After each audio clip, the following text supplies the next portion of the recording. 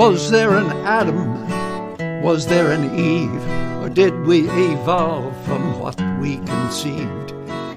Either way, we got what we needed when the sun shone down on the Garden of Eden.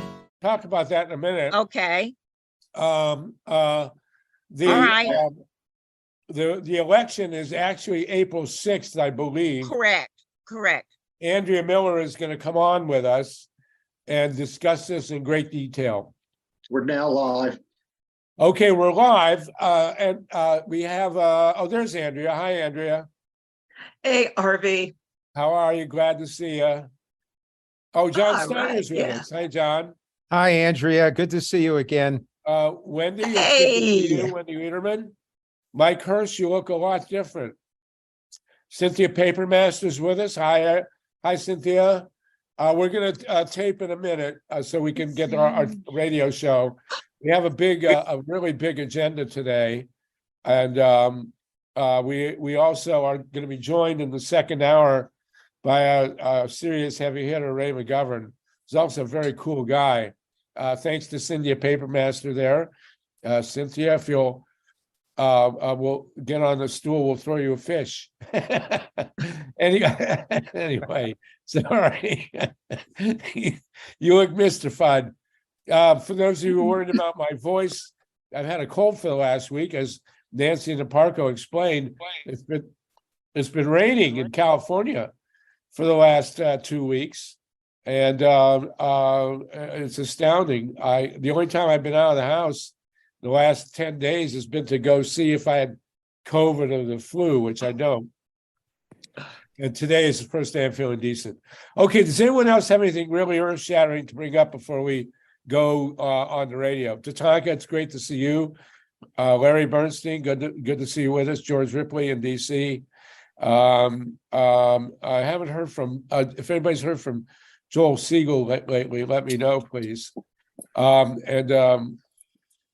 John Steiner, Mazel Tov on heading out to Maui. We're trying to start a grassroots there, so if you've got time to do some organizing, that'd be great. Greg Schwartz is joining us. Greg Schwartz, where are you? Greg Schwartz has just come in. All right, well, let's get ready to rumble here. And I'm in San Rafael. Okay, that's what I figured. Oh, you're in San Rafael. Okay. Yeah. All right, so we are at we've got 50 people, and we have an incredibly full agenda. And so let's get ready to roll here. Dave, Steve, or Mike, if you want to take us to recording, that would be great. They already are recording.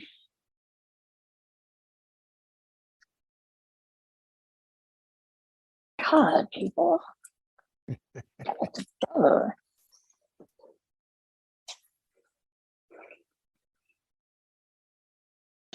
Stephen, are you set to record? Are we ready to rock and roll, guys? Hold on just a second, Harvey. Stephen, are you there?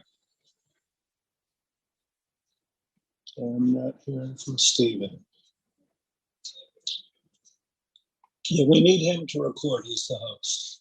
Oh yeah, we're going to run a new link, everybody, as I think you know, and so we have a little more freedom. We can handle up to 1,000 people on any one of our Zooms. I got to spend a little more money on it because basically I'm an optimist, but we have that capacity, and we have more control now, so we don't interrupt the flow over at the Progressive Democrats and vice versa. Hey everybody, this is Harvey Sluggo Wasserman joining you back after President's Day for the 127th Green Grassroots Emergency Election Protection Coalition Zoom call. We have a full house, more than 50 people, almost 60 to start, and we have a powerful 2 hours to discuss some of the most important things facing our country. We're going to start with the great Andrea Miller, of the Center for Common Ground.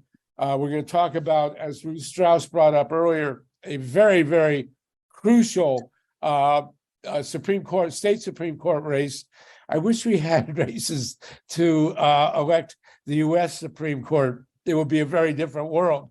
But we only elect them on the state levels now. And there is a critical race coming up, which will determine the nature of the Wisconsin Supreme Court. And Andrea Miller is with us. We're going to talk in the second hour. We're going to talk about the referenda. We had a discussion 2 weeks ago, an early discussion of the nature of state referenda, and the interim, our inimitable and indomitable Wendy Lederman did some really groundbreaking research on the nature of referenda in the United States, and has laid out the basics of where we can do referenda, where we can do constitutional amendments, where we can do overrides and other things. And so Wendy's going to present that document.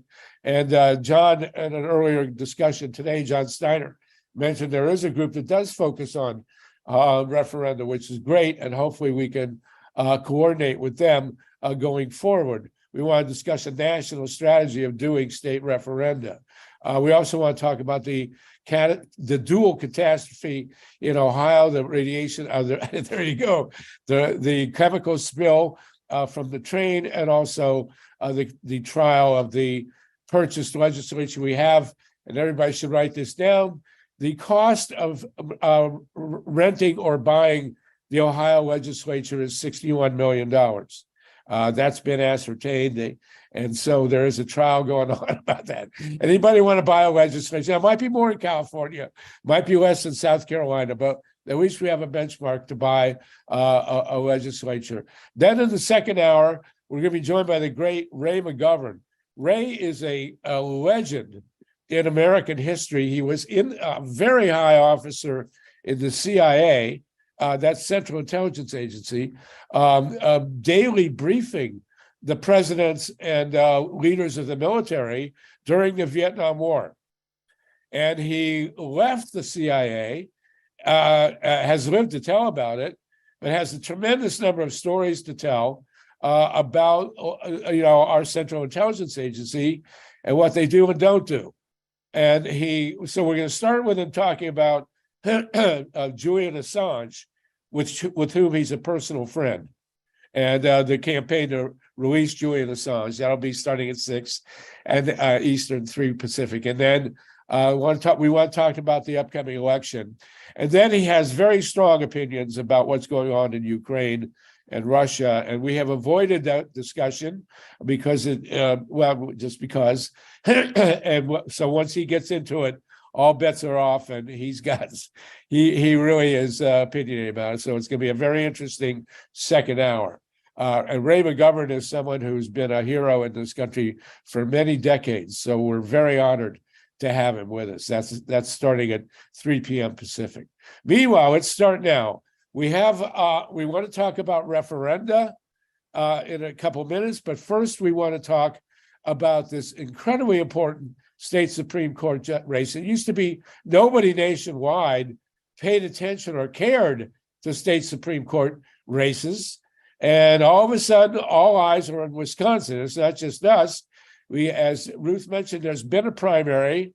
A very progressive woman has won the Democratic nomination, and being Wisconsin, her name is completely unpronounceable. But the Republican guy, Protazewicz, really? Go ahead. Protazewicz. One more time. Protazewicz. Okay. There you go. Has anybody on this call ever met a person named Protazewicz? Okay, there you go. Anyway, there recently was a Supreme Court race in Wisconsin, which the Democrats completely blew off, didn't pay any attention. Now people are paying attention. I am thrilled to announce that Andrea Miller's Center for the Common Ground is on the ground in Wisconsin. So, Andrea, can you tell us the nature of this race, why it's so important, and what you're doing in Wisconsin. Thank you.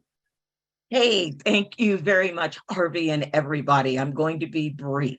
The race in Wisconsin for the Supreme Court, the primary was on February 21st, and there were 4 candidates running so that 2 of them could be on the ballot. Now, anybody from California, you're familiar with the term jungle primary. So that meant that there were 2 progressives and there were 2 conservatives. So we could have ended up with 2 conservatives or 2 progressives, but instead we ended up with 1 of each. Now, this is what is really, really interesting about that race. Judge Janet Protasiewicz took a very big chunk out of that race. She won 46.5%. If we add the percentage of the other progressive to hers, that means the progressive justice vote took 54% of that Supreme Court race. So very, very, very important. On April 4th, we will have the actual election with Judge Janet Protasiewicz and Judge Dan Kelly. I mean, it's really, really great. So, I mean, if you want to think of it as Judge Janet and Judge Dan, I mean, it's a man and a woman. That really simplifies it. But we've had to teach our paid phone bankers and all of our phone bankers how to say Protasiewicz. All right.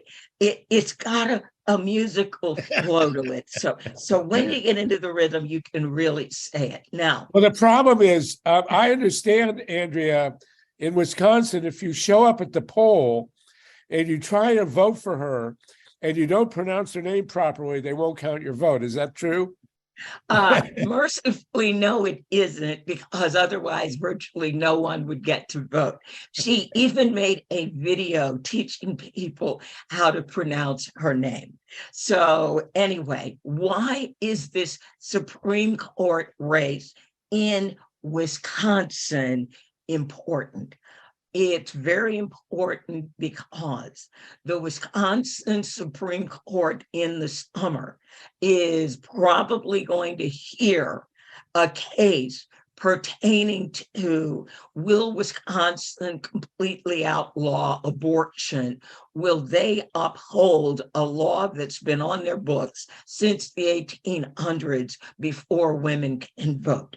So that's one thing the court will be voting on. The Wisconsin legislature is completely conservative, and they have been working since 2010. We all remember Scott Walker, dare I say that name, to basically make voting harder. So one of the things that we have to really teach our phone bankers when we're talking to voters and they tell us that they want to vote by mail, is we immediately have to explain the laws have changed. There are no drop boxes in Wisconsin. None, absolutely none.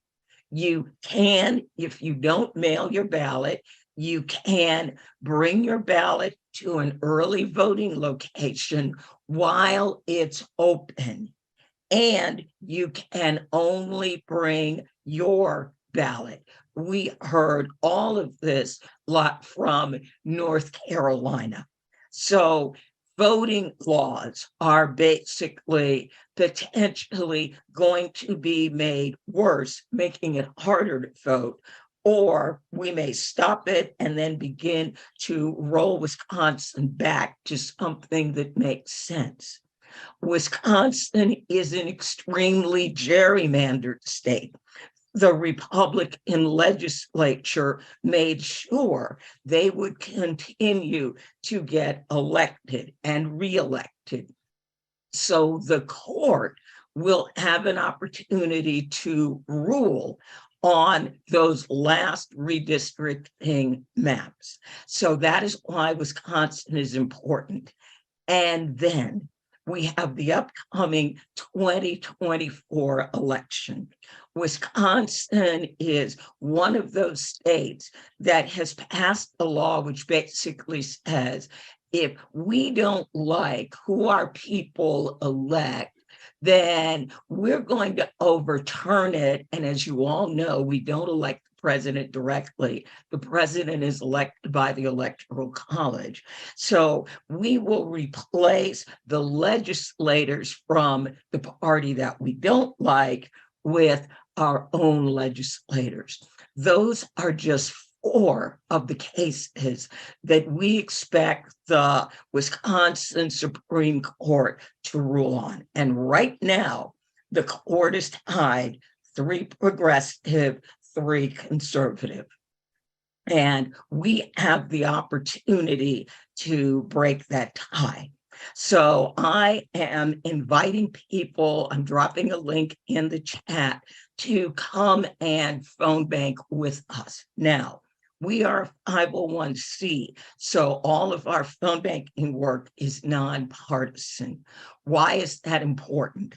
It is important because the party and most progressive organizations are reaching out to consistent voters. So that means the inconsistent Black voters are not even going to get a phone call. When we made calls into Wisconsin for the primary, the people that we spoke directly to and or the people who answered us via our text had no idea this election was even there. If people don't know the election is there, guess what? They're not going to show up and vote in it. So we're working with a local group. It's called Souls to the Polls. And what they do is they provide rides to the polls for folks that live in the city of Wisconsin. City of Milwaukee. The city of Milwaukee, 90% of the Black people who live in Wisconsin live in and around Milwaukee. So Milwaukee is a very, very, very important place. A Republican election official bragged that he had disenfranchised 37,000 Black and Hispanic voters in Milwaukee for the 2022 election. Mandela Barnes lost his statewide race by 27,000 votes. So the work that we are doing in Milwaukee on the phones is critical. Our postcard team is also working. We've already delivered 193,000 addresses. We went back, we picked up Hispanic voters, and we are postcarding Milwaukee, Racine, Madison, and if we get more people, we currently have 228,000 addresses. We will postcard the smaller areas of Wisconsin.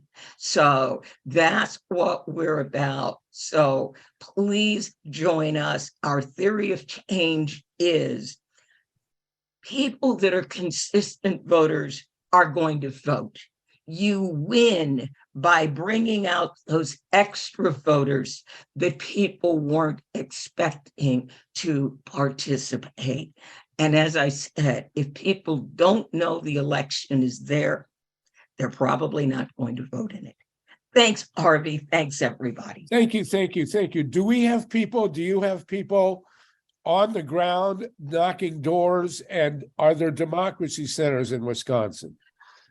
Wisconsin is a bridge too far in theory for a democracy center, although we just opened our first one in Manhattan.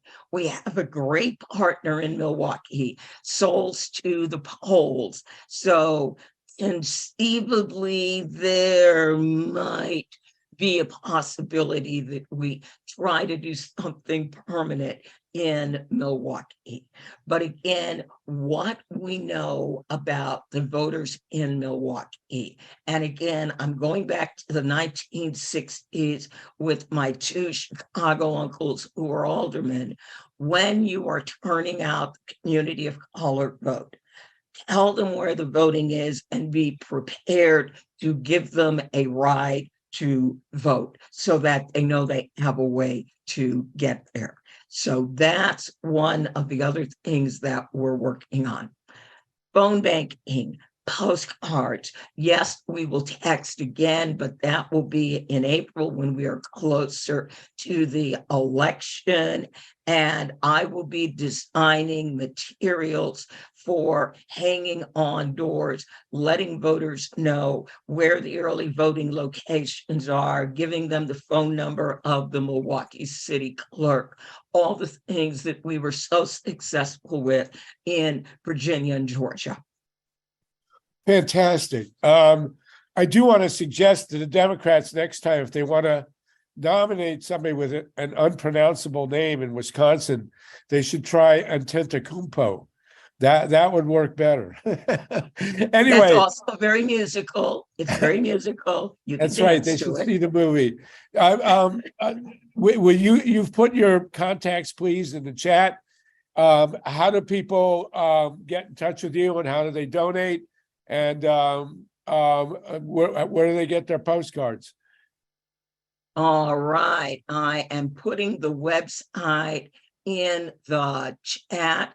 I'm also going to give you a link to doing postcards. So we have a video and all the information about what you're going to need about postcarding at that link. Again, remember, we are nonpartisan, but our message is going to voters who probably don't know there's an election, letting them know there's an election, and we're also letting them know what they're voting for. So we're not just saying vote for this person. We've substituted with why you're voting. You're voting for democracy, and you're voting for voting rights, and you want to protect a woman's right to choose. All that is in our postcard script, if you can believe that. Sure, absolutely. Well, listen, this is obviously a template for how we're going to move into 2024. This is an incredibly critical election, and the good news is that much of the constituency that needs to be informed is right there in Milwaukee. So KARLA Sand, you have a hand? KARLA Sand, we have 80 people on the call. I want to welcome a new group of us, people who are subscribers to the Columbus Free Press and freepress.org. You've been invited to join us. I think some of you may have. It's great to have you with us. Someone asked, do we meet every Monday? We do, except we do take national holidays, just to not interfere with people's lives. KARLA, did you, and I want to welcome our listeners on Progressive Radio Network, and you at Progressive Radio Network who are listening in can't see the chat. So Andrea, will you be very explicit verbally as how people get in touch with you for our radio listeners? Hey, everybody, you can reach me directly by email at Andrea at Center for Common Ground. That's Andrea, ANDREA, at Center, FOR, commonground.org. And when you're on our website, if you go to actions, there will be a page for writing postcards. There'll be another page for making phone calls. And every Tuesday at 6 p.m., we run a national guided phone bank. So if you've never phone banked using our system, there will be people who will train you how to use it. And they're very, very kind, they're very, very sweet, and they're very, very patient. And remember, we are not selling candidates. We are providing voters with information on how they can participate in democracy.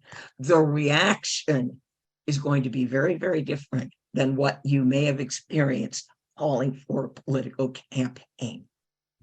Great. Fantastic. Thank you. We had someone's hand and then she disappeared. Steve, do you have who raised her hand there? Okay. Jeffrey will give you 5 seconds. Carla. Oh, Karla, where is she?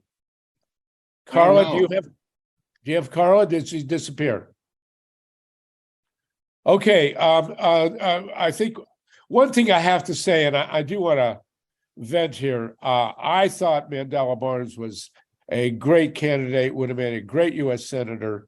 I am being not party partisan, but candidate partisan. And I'm astonished that Ron Johnson is back. And I think that the Democratic Party completely, I can't imagine what they did or didn't do to lose that race. It's incomprehensible. So it would appear Didn't turn out the black vote. Well, there you go. So this again, in terms of voter turnout for 2024, how in 2022 the Democratic Party could completely ignore grassroots campaigning and lose a Senate seat like that is completely astounding to me, and should be a real cautionary tale as to what we're dealing with here. The idea of bringing out people at the grassroots apparently has not occurred to the Democratic Party yet after 250 years. But, 2024 is going to have its own mountain to climb. So we'll leave it at that. Karla, did you have your hand? Karla Sand, I see an email and a hand, but I don't see a person. No, you won't see a person. I don't do that. But this is Karla, and I'm from Minnesota. And I'd like to let the speaker know that in Minnesota, we usually know everything that's happening in Wisconsin. And we have not heard a word about this on any of my political calls. I'm just wondering, we did a lot of work for Wisconsin during the Walker days. And I haven't heard a word from anything requesting us to come over and make calls or do whatever you're doing to get out the vote. What's happening? Well, number one, I am in Virginia, not in Wisconsin. What I have seen is the Democratic Party has put out the call to national progressive groups. Now, did they reach out to me? No, but they did reach out to other national progressive groups. And again, they are doing outreach to consistent Democratic voters. Frequently these days, Black, Hispanic voters, they're not registering as Democrats, so they're not going to get a call. Generally, because they don't get calls, Black and Hispanic voters are not consistent voters. So again, there's that double, they're not going to get a call. So I call those voters. It's mind-boggling the ways that they can lose it. I heard a rumor that Minnesota was going to invade Wisconsin and make people nicer. Is that true? Sorry, I would want to say you did getting a call from. Thank you, Karla. Getting a call from Minnesota reminds us that in terms of grassroots campaigning, KEITH ELLISON, the re-elected Attorney General of Minnesota, was written off by the Democrats by every pundit who was commenting on the 22 election, was predicting that KEITH ELLISON would lose. And he won handily. And it has to be entirely attributable to grassroots campaigning. Would you agree with that, Andrea? Yes. KEITH organized so much of his own campaign. He did outreach to basically anybody that could vote for him. I mean, we all know what we thought of those guys and girls in college that were only looking for the sure thing. Well, it doesn't really get any better in politics. You've got to go out and bring everybody into democracy and remind them that democracy needs everybody. So if you've been gone for a while, that's okay. We want you to come back now and really be a part of it. Yes, and as Andrea well knows, the KEITH Ellison, who we've known for a long, long time, he's been on the show at least twice, is a grassroots guy. And had he relied on TV and the other traditional campaigning methods, he most definitely would have been crushed. He was running against a very, very powerful, very, very wealthy opponent that everybody thought was gonna win. Well, Karla, and did you again, want to say- we have to be aware that all this money on TV ads doesn't necessarily translate into votes. It's the grassroots direct outreach talking to people. They're spending all that money in Wisconsin, and the people we're talking to didn't even know there was an election. Thank you, Karla. I think Karla wants her camera turned off, if you can do that, Steve. Did you want to say anything further, Karla? There you go. You're back. Thank you for calling us from Minnesota. There, I'm ready. There you go. Okay. Okay, I don't want you to see my picture, but I want to tell you that I'm a DFLer in Minnesota, and I'm going to tell you it wasn't necessarily grassroots, if you're all thinking that. It was a whole lot of party politics that did that.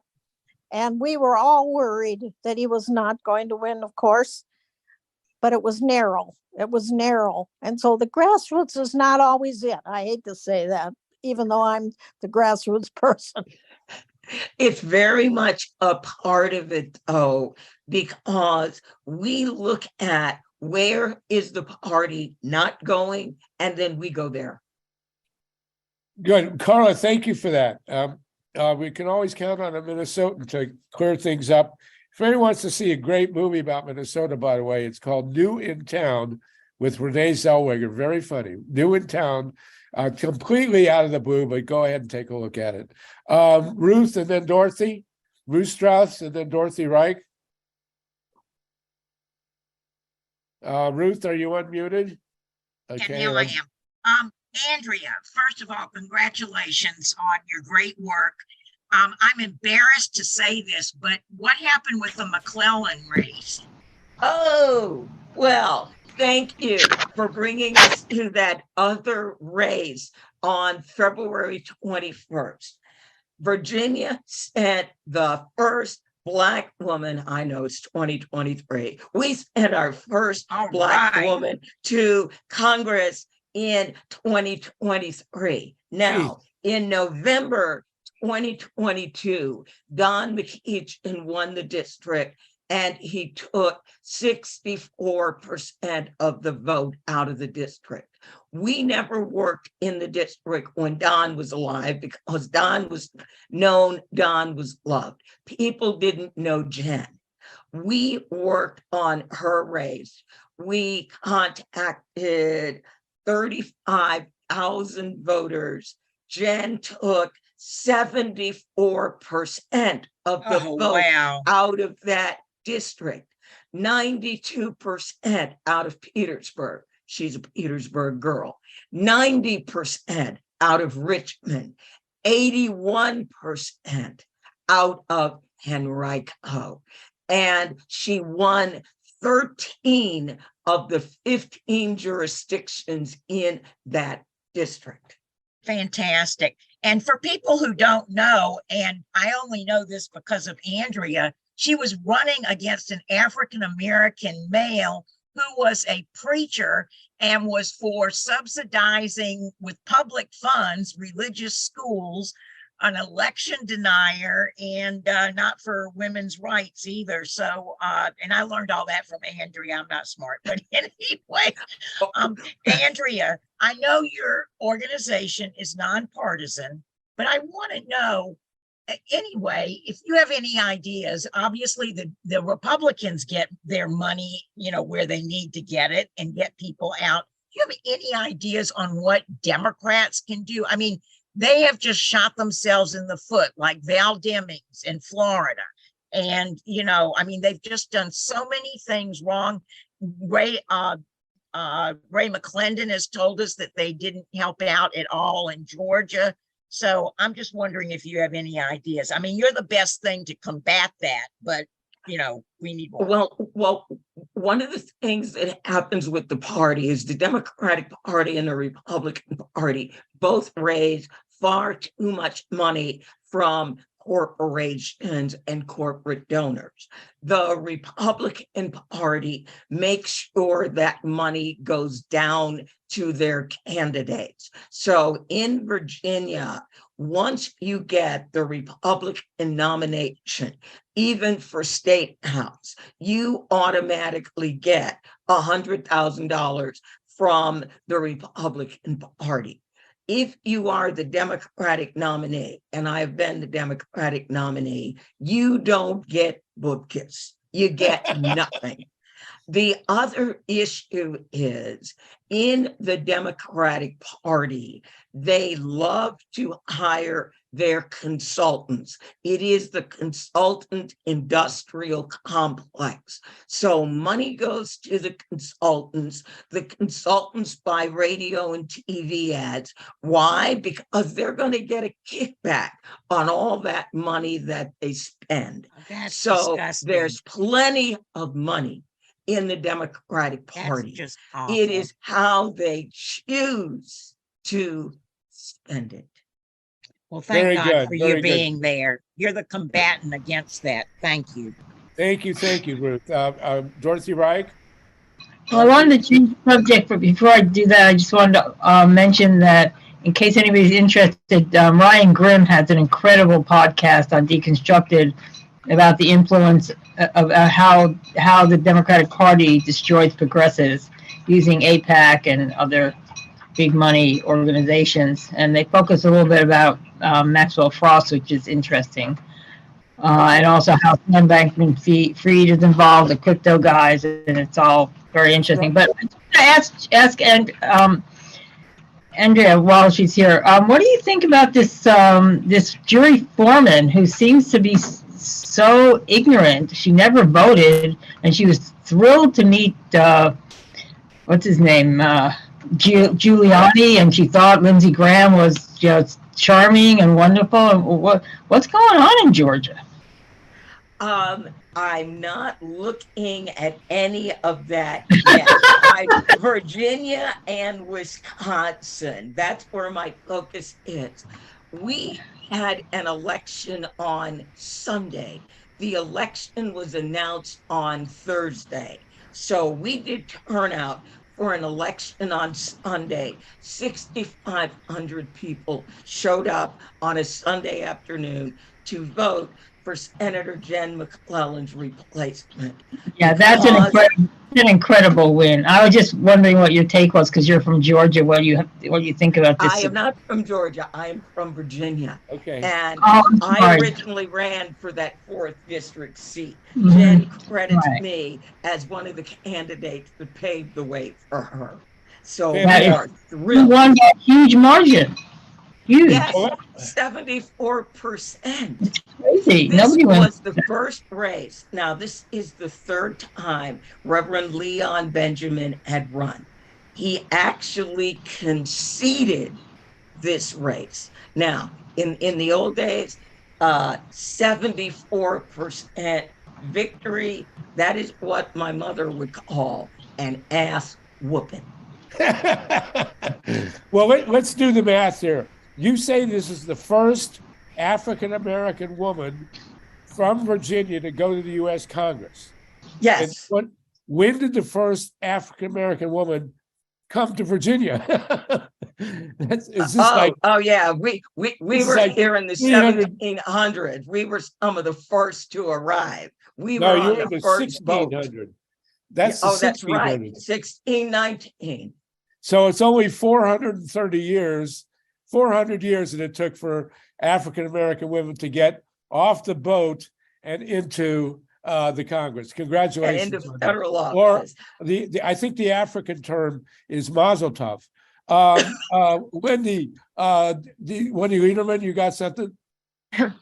Thank you. Thanks for that. And I love when Andrea gets a little edgy. It's great on you. Yeah, it's fantastic, and we're so happy to have you back with us. Yeah. Just two quick things. One, I have to credit Hetty Tripp for sending an update to our group about Minnesota just allowed the legislature actually allowed the felons to get their voting rights back, which is fantastic. It's a Jim Crow thing, yeah, and most places do it, but certain places don't. In Florida, when we had it on the ballot and it was bipartisan, huge majority thought it's important to give civil rights back. That was in Florida, 1.3 million people that were going to probably be more liberal, and let's face it, we have more people in prison than anywhere else on the planet, and it's disproportionately African Americans. That's just the fact. So we can infer what that means. So that's a shift in the right direction. And I just to back up everything that Andrea is saying about the movement of money and the way that the DNC is handling things in Florida.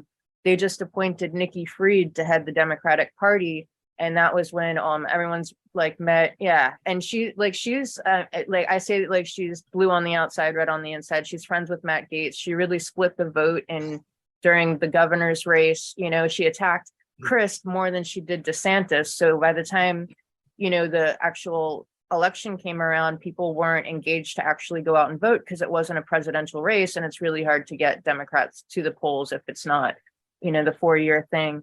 And so, when we had a really great progressive candidate, you guys met Carolina Ampudia, she's a friend of mine, and she had tons of endorsements, but she was getting shunned from every engagement and reach out. And they installed somebody that's just going to hold the door open for the opposition. And the DNC likes to go to sleep during the election season. They think it's hibernation. So I just wanted to mention that it's really important to have the grassroots. Yeah, thank you for that. Of course, you understand that if felons can vote in Florida, that means Trump is going to be able to cast a ballot in 24. So just be careful on that. No, Anyway. we're not allowing people to vote from prison, Harvey. Oh, why not? Oh, anyway, okay. All right. So listen, we still have 80 people with us. Fantastic. Andrea, it's always an honor to have you with us. We do want to get to some other topics, but Cynthia Papermaster has raised her hand. I don't know if you two know each other. Andrea and Cynthia, you should be in touch with each other. Andrea, Cynthia is with Code Pink in the Bay Area. Hi. So there you go. Hi, Cynthia. I've known Medea for years. Medea is a Code Pink member as well. So did you want to say something? Yeah, Cynthia? I do. I just want to say that I attended Barbara Lee's campaign kickoff rally in Oakland yesterday, and I want to encourage people to look at her candidacy. I know this is a nonpartisan meeting, but I noticed a lot of talk about Democratic Party politics in this meeting, and I hope she gets to the Senate. I just want to add that she's will be the only Black woman in the U.S. Senate if she gets elected to Senate. That's all I want to say. That's all I want to say. As a historian, I want to point out very quickly, then we're going to go to Ohio and get you off the hook, Andrea. But I can't, with Barbara Lee, who I've met a number of times, there are instances in American history where one person did something that no one else would do. In World War, on December 8th, 1941, Jeanette Reagan was the one person in the U.S. Congress, in either house, who voted against going to war after Pearl Harbor. She's also the only one who voted against World War I as well. And there were 50 who voted against World War I. She had just been elected the first woman to the U.S. Congress, and the first vote she cast is against getting into World War I. The Senator Russ Feingold from Wisconsin was the only senator to vote against the Patriot Act. And Barbara Lee, there are some others, but Barbara Lee is the only one who voted against the Iraq War. The only one in the U.S. Congress. Oh, you're shaking your head. No, it is true. Slogo, no, she voted against the Afghanistan war. Oh, I'm sorry. Okay, the Afghanistan war. Thank you, Mike. Thank you for that. And she took a ton of, she got tremendous hate mail from it, but she has continued to be reelected. And I'm glad she's running for U.S. Senate. So thank you for that. Andrea, is there anything else? Thank you, Cynthia. Anything else, Andrea? Okay, so everybody, we are going to continue every week to have a short section on Wisconsin. This is an incredibly important race. It could actually determine the presidency of the United States, because if the Wisconsin Supreme Court has an anti-democracy majority, the votes from Wisconsin could go anywhere, and they could in fact change the country. There was the situation when you mentioned Scott Walker. The situation in Wisconsin has just been mind-boggling for the last 20 years. And this is actually the linchpin of the whole deal. So remember, not only take Andrea's contacts, but send them to other people as well, please. Okay? And it's Andrea Miller at Center for Common Ground. No, just Andrea at Center for Common Ground. I'm putting it in the chat again. Yes. And Andrea at centerforcommonground.org. Yes. Go ahead. Did you want to make a closing statement? No. No, Okay, she did. Thank you so much, Andrea. Okay, thanks, everybody. Thank you, everybody. Okay, and good luck in Wisconsin. As people who went to Michigan, both Nancy and I will be rooting for Wisconsin in a month. The election, I believe, is April 6th. So there you go.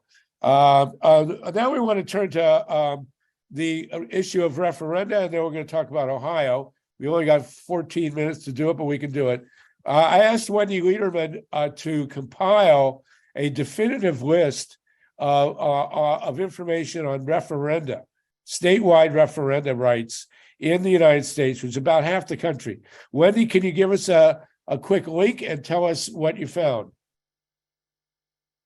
Sure, I'm grabbing that link for you right now. So yeah, the importance of referendum is particularly that it really comes down to the citizens' ability to have control over their government. Sorry for the noise. So when you pass a referenda, particularly a constitutional amendment, the legislature basically can't override it. And there are several types of initiatives and referenda. You can have direct and indirect, which the direct is when the legislature can't step in, which is like what we have in Florida here. And then there are other ones where once you gather enough petition signatures, then it has to kind of get approved by the legislature. And there's different ways that the legislature can sometimes step in, and this is in particular places, and they can kind of amend it, or they can do competing initiatives. But sorry, it's a little difficult for me to multitask here, but let me get you. Okay, so what we want to know is if you'll put up the list. Steve, can you post I got it. What she's got there? Yeah, it's right there. There are 24 states, I believe, is it 24 or 25 in the United States, where with very large amounts of signatures, you can get on the ballot. Sometimes you have to jump through the Supreme Court, the state Supreme Court, sometimes through the legislature. Usually the Attorney General and the Secretary of State also get their grips on it one way or another. We had referenda in Ohio on a bailout for a nuclear plant. Both the Secretary of State and the Attorney General messed with it, made sure there wasn't enough time to get signatures. They actually physically intimidated signature gatherers in Ohio on this referendum to repeal the nuclear bailout. Physical assaults on our signature gatherers in Ohio. We can expect that. But the bottom line is On the other side, in Michigan in 2020 or 22, the signature get more than 750,000 signatures were gathered to put a pro-choice amendment on the Constitution.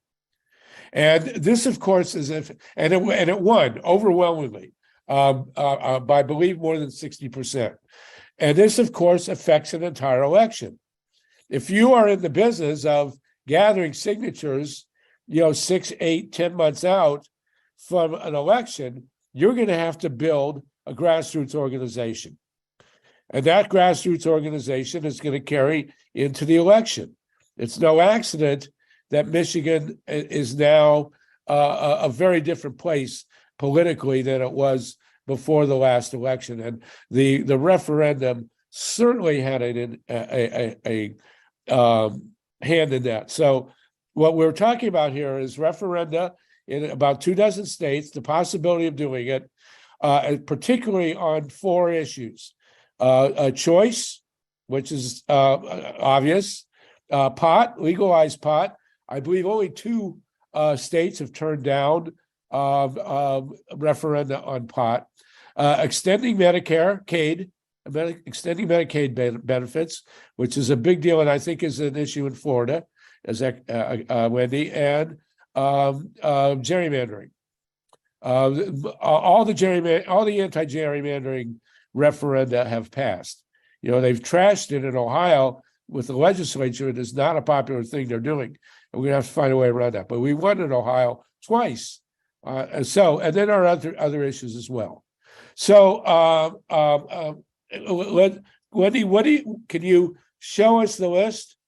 Yeah, I mean, if you want, I can do a quick little screen share. Please, And, very quickly. Yeah, you got it. And so, yeah, and I'll give an example too of just in Florida a couple of years ago. I worked for sorry, I'm a little so this is the link and you can download it.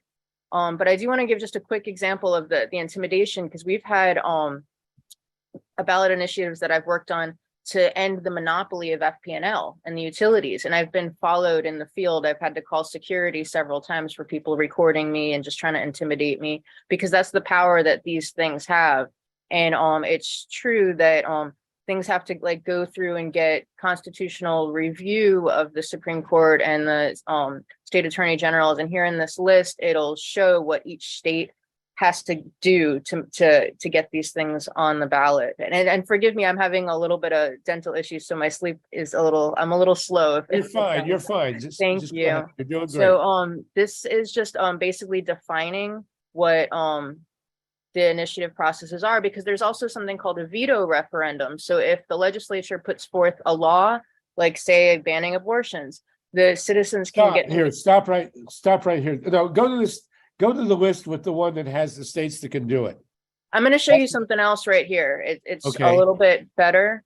So good. Yeah. That, and then I have this here as well. So this is all the states of what kinds they can do. But this right here, you can. These are all hyperlinks. And if you click on those, this tells you how many signatures. So this is for a constitutional amendment right here. This is to change a state statute. And then this is a veto referendum. If you want to take, the legislature creates a law that the citizens don't agree with, they can veto it through referendum. And so this is all the amounts of signatures needed with the hyperlinks to each state that will give you a link of much more detail on the process of creating one, which I have down here. So this is the amount of signatures required, but I want to show you these are the states right here. And the list that I've actually compiled and gone through, which summarizes what those hyperlinks would lead to, right? So these are for each of the 26 states plus Washington, D.C. So this is to credit where I'm getting a lot of this information. This came from Solartopia, Wikipedia, and then there's also at the bottom of each state, there's the link to the actual law and in the statute and the amendment for that state that will give you specific straight from the source info. So this just tells you about what the restrictions are. Can a referendum be used against emergency legislation? Does it have to be restricted to only one subject? any particular topics that it can't apply to. This is how you go about applying, like how many, just the whole process of it. And can the legislature alter it? Can you reattempt an initiative if it fails? What are the distribution requirements? What are the deadlines? What are the effective dates? And here are the laws at the bottom, and that's for every state. And I do want to say real quick about the distribution requirements, because I found there's some interesting little quirks to these that I discovered as I'm researching. Like, say, Mississippi can technically, they have the ability to create a ballot amendment, but when they drafted the amendment that allowed it, they did it so that you had to have a distribution of a certain percentage in all 5 congressional districts. Well, apparently they lost a congressional district, so it's physically impossible now for people to put anything on the ballot because there aren't 5 districts. And in Florida, they've made it so that you have to have 8% in each congressional district, where it's just a lot higher than opposed to having counties, or the way that they've judged it. There's also different super majorities. Once it gets on the ballot, sometimes you have to have, like in Florida, you have to have 60%, and the legislature just made it so that we're going to have 67%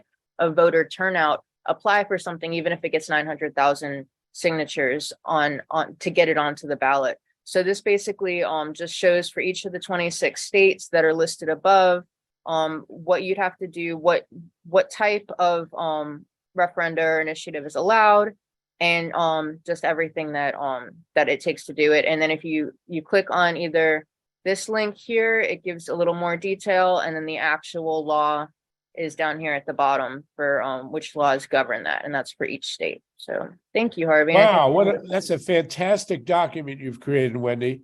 We want to thank you for it. Thank you. Hopefully it'll be useful all the way through 24. John Steiner have talked a bit about this. So there is a group that does referenda. What's the name of the group? John? Hold on, you're muted. There you go. I think. There. Harvey, I put it in chat. It's called Represent Us, represent.us.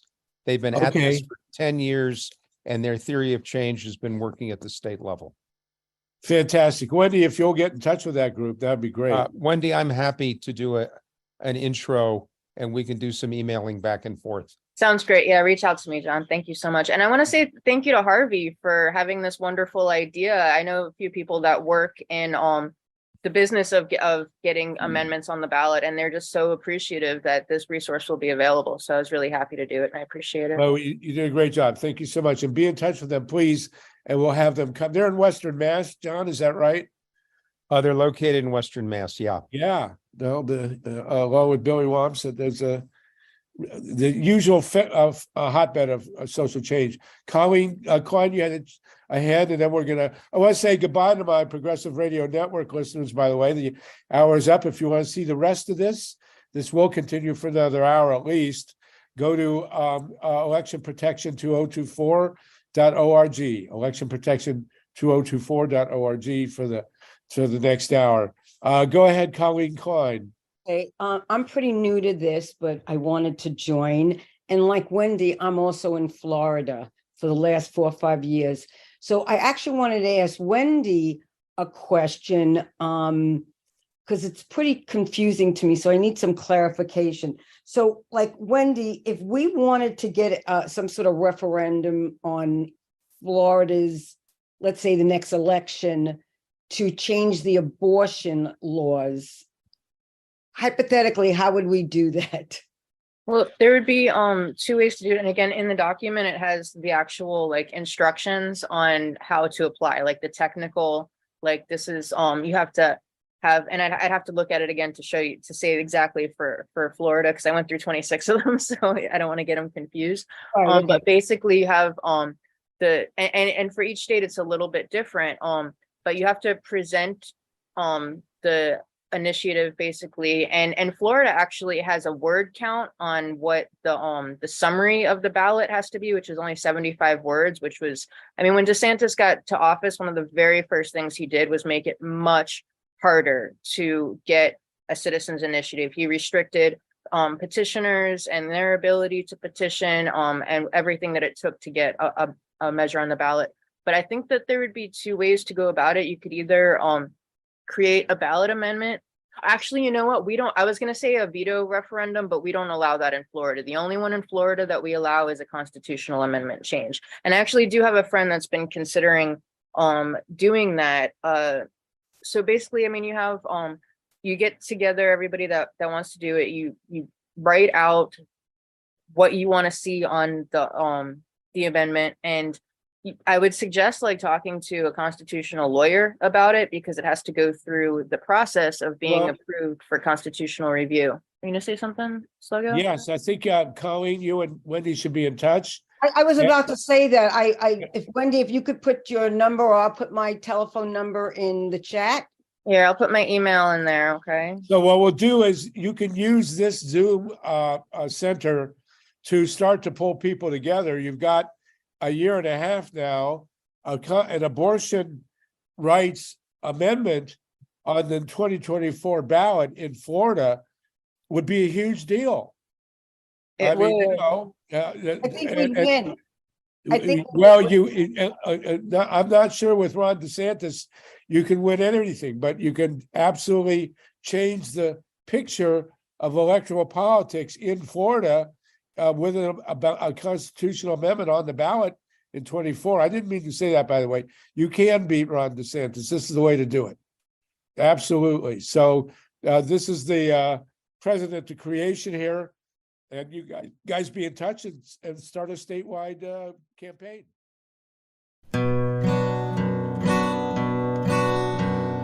Was there an Adam? Was there an Eve? Or did we evolve from what we conceived? Either way, we got what we needed when the sun shone down on the Garden of Eden.